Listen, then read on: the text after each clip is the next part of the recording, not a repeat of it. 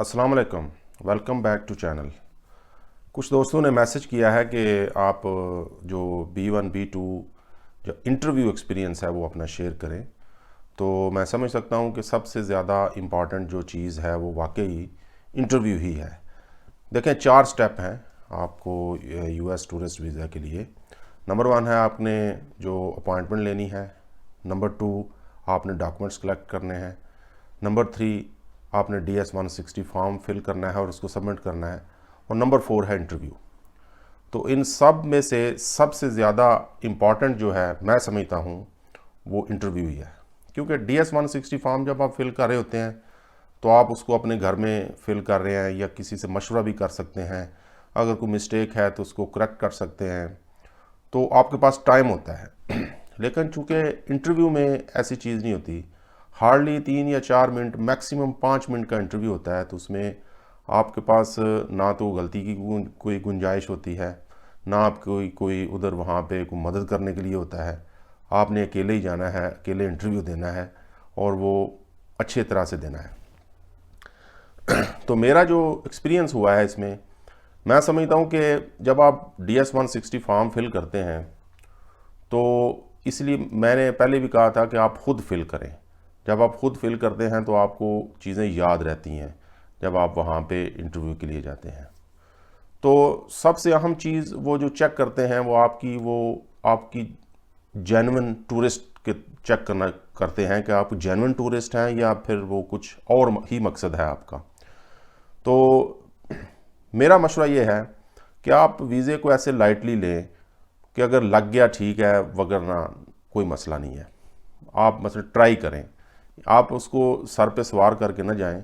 अगर आप for example sir पे सवार करके जाएंगे तो हो सकता है आपको मतलब बहुत उसको ज़रूरत समझ रहे हों कि ये लाजम लगना चाहिए वीज़ा, तो उसमें फिर आप अंडर प्रेशर रहेंगे इंटरव्यू में और वो आप उसको जो है कुछ ना कुछ वहाँ पे को बोंगी भी मार सकते हैं।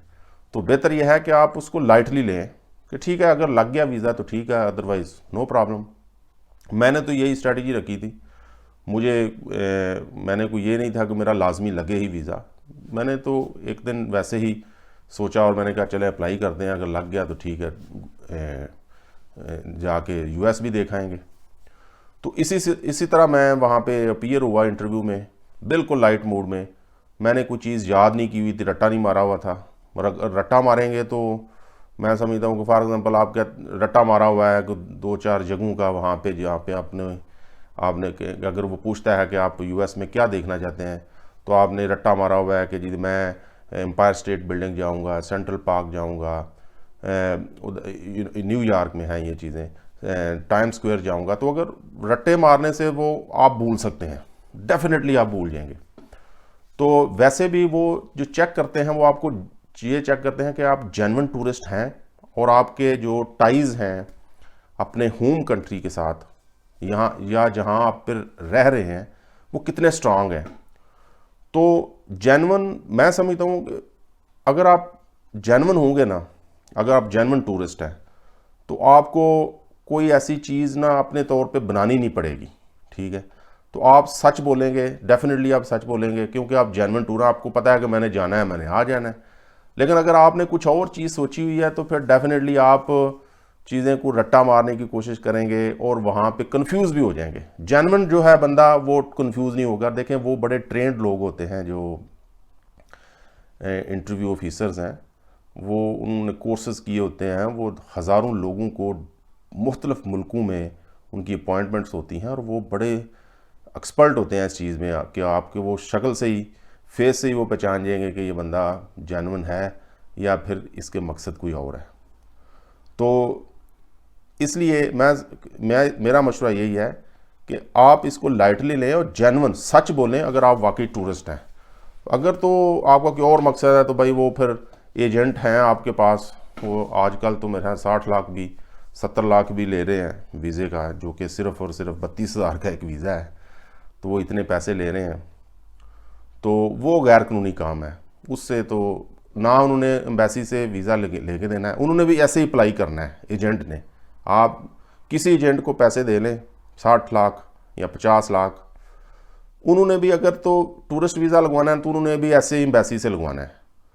एम्बेसी में ना उनकी अप्रोच है, ना किसी और बंदे की अप्रोच है, ना कोई अंदर किसी को इन्फ्लुएंस कर सकता है। वीज़ा उन्होंने अपने प्रोसेस के तहत देना है, कभी भी उन्होंने किसी की नहीं सुनते, ना कोई सिफारिश है वहाँ पे। तो 2 नंबर तरीके तो मैं तो बिल्कुल उससे आपको मशवरा दूंगा कि उससे बचें। जेन्युइनली अगर आप जाना चाहते हैं तो आपकी लॉजिक बन जाएगी, क्योंकि फिर आपके होम टाइज भी बन जाएंगे। अगर आप जेन्युइन टूरिस्ट हैं ऑटोमेटिक बन जाएंगे, क्योंकि इसका मतलब यह है कि आप सिर्फ घूमने इसलिए जा रहे हैं, आपके पीछे आपकी जॉब है, आपकी फैमिली है, बीवी बच्चे हैं। तो ये बड़े स्ट्रांग पॉइंट्स हैं, ये जो जिसको कहते हैं कि टाइज टू होम कंट्री। आपकी बैंक स्टेटमेंट अच्छी है, आपकी कोई बिजनेस है, या आपको अच्छी जॉब है जहाँ से आप अच्छी सैलरी ले रहे हैं, लंबे अरसे से काम कर रहे हैं, तो ये आपके टाइज हैं।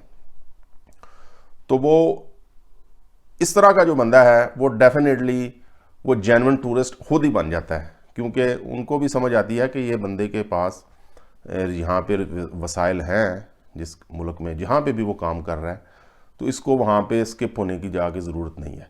मकसद सिर्फ उनका इंटरव्यू लेने का यही होता है, वो जज करना चाहते हैं कि इस B1 B2 वीज़े के ऊपर आप सिर्फ एज ए टूरिस्ट जा सकते हैं, वहाँ पे जाके काम नहीं कर सकते, वहाँ पे जाके आप गायब नहीं हो सकते। नॉर्मली वो आपको 5 इयर्स मल्टीपल एंट्री वीज़ा देते हैं, इतने वो जेनरस हैं। और जब आप जाते हैं विज़िट करने के लिए तो आपको पूरे 180 डेज़ की 6 मंथ की एंट्री भी देते हैं। इतना उनका जेनरस बड़ा दिल है। तो आप देख लें कौन सा मुल्क ऐसे करते हैं, आपको गिन के चंद दिनों का वीज़ा देते हैं। अगर जितना आप अप्लाई करते हैं, आप फॉर एग्जांपल अप्लाई करते हैं 20 दिन का, तो 20 दिन का वीज़ा कई बार मैंने शेंजन में देखा है, मैंने अगर 2 वीक का अप्लाई किया तो मुझे 2 वीक का वीज़ा दिया उन्होंने, या मैक्सिमम 30 डेज़ का वीज़ा दे देते हैं। और उतनी ही एंट्री आपको मिलती है, उससे पहले पहले आपने वापस आना है।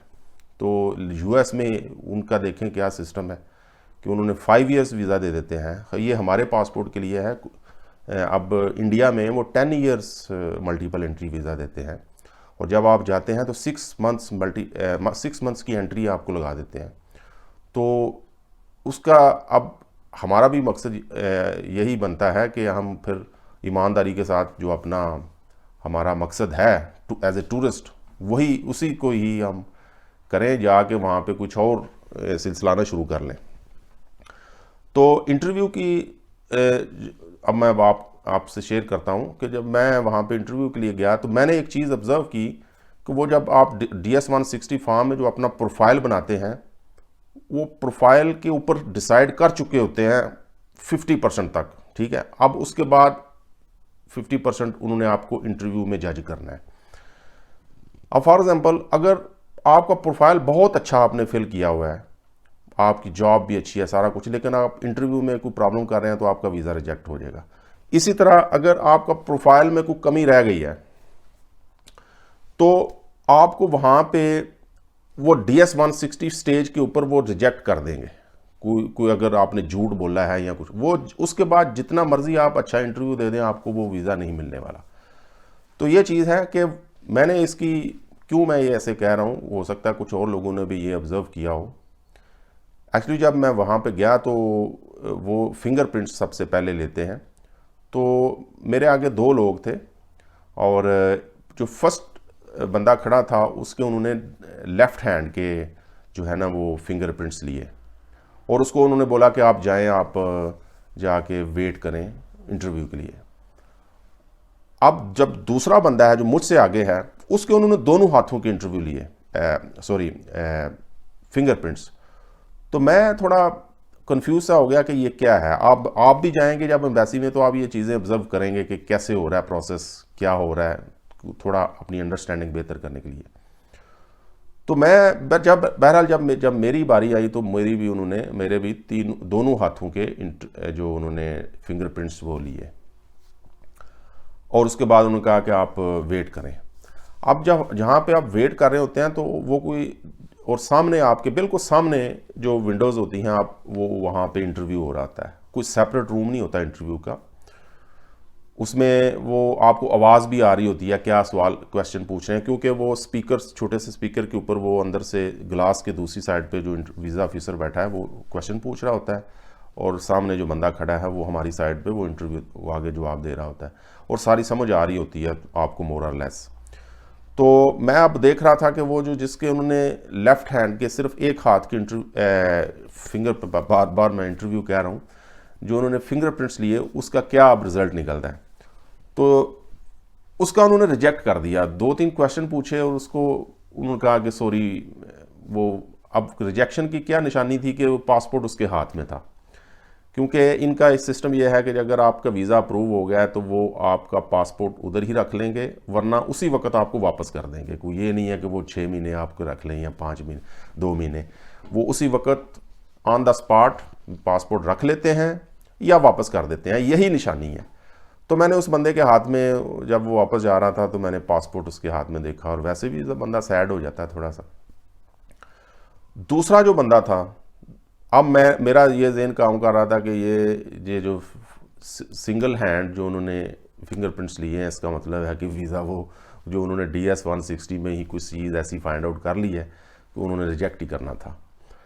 अब मैं देख रहा था कि जो जो दूसरा बंदा गया उसका क्या रिज़ल्ट आता है, कि जिसके दोनों हाथों के फिंगरप्रिंट्स उन्होंने लिए हुए थे। तो जब वो गया तो वो भी एक, उसने डिक्लेयर किया हुआ था DS 160 फॉर्म में कोई फ्रेंड अपना वहाँ पे US में, तो वो ये उसने ये बताया कि मैं उसके पास जा रहा हूँ, वहाँ पे रहूँगा उसके अपने दोस्त के पास। तो उसके ऊपर उसने 2-3 काउंटर क्वेश्चन किए अग्रेसिव, तो वो फिर समझे वो भी फंस गया और उन्होंने उसका भी रिजेक्ट कर दिया। अब मेरी बारी आ गई, तो मुझे देखें उन्होंने सिंपल से क्वेश्चन पूछे हैं। देखें, ये जो एजेंट आपको बताते हैं जी, वो सबसे पहले आपको पूछेगा कि why do you want to go to United States. अगर तो आपने रट्टा मार लिया ना इसके ऊपर तो आपका काम खराब हो जाएगा। अब वो क्वेश्चन किसी भी तरीके से पूछ सकता है। मुझे उसने पूछा यही क्वेश्चन, उसने दूसरे लफ्ज़ों में इस तरह पूछा कि क्या आप वहाँ पे बिजनेस के लिए जा रहे हैं। तो मैंने चूंकि देखें B1 वीज़ा होता है बिजनेस एंड टूरिज्म, B2 होता है मेडिकल एंड टूरिज्म, तो मेरा B2 था। अगर मैं कहता कि यस बिजनेस के लिए, बिजनेस एंड टूरिज्म, तो वो मेरा वीज़ा रिजेक्ट हो जाना था। तो वो क्वेश्चन को रीफ्रेज कर सकते हैं, ये नहीं है कि वो रट्टा मार लें। आप अपने जहन से सोचें कि क्या कैसे आपने, और फ्री होके जाएं, बिल्कुल आपने कॉन्फिडेंट रहना है।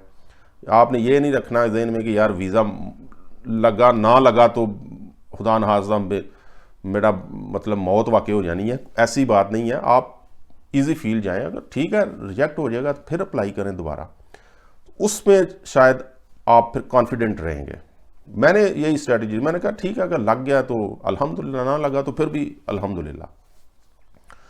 तो उसने ये मुझे जब क्वेश्चन पूछा तो मैंने कहा नहीं, मैं तो टूरिस्ट, एज ए टूरिस्ट जा रहा हूँ, मेरा कोई बिज़नेस का वहाँ पे मीटिंग नहीं है या कोई ऐसी चीज़ नहीं है। तो उसने कहा ओके। फिर उसने मुझे मेरी ट्रैवल हिस्ट्री पूछी, तो मैंने उसको जो DS 160 फॉर्म में आप ट्रैवल हिस्ट्री भी लिखते हैं, जो जिस कंट्री में आपने ट्रैवल किया हुआ है, तो वो मैंने मेंशन किया हुआ था। तो मैंने जब 3-4 ही कंट्रीज़ बोले तो उसने मुझे स्टॉप करके फिर उसने मुझे वो पासपोर्ट से चेक करने लग पड़ा मेरे जो है ना वीज़ाज़, कंफर्म कि मैंने सच बोल रहा हूँ।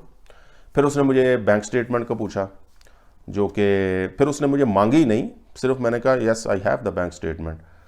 फिर वो मुझे फैमिली के बारे में उसने 1-2 क्वेश्चन पूछे।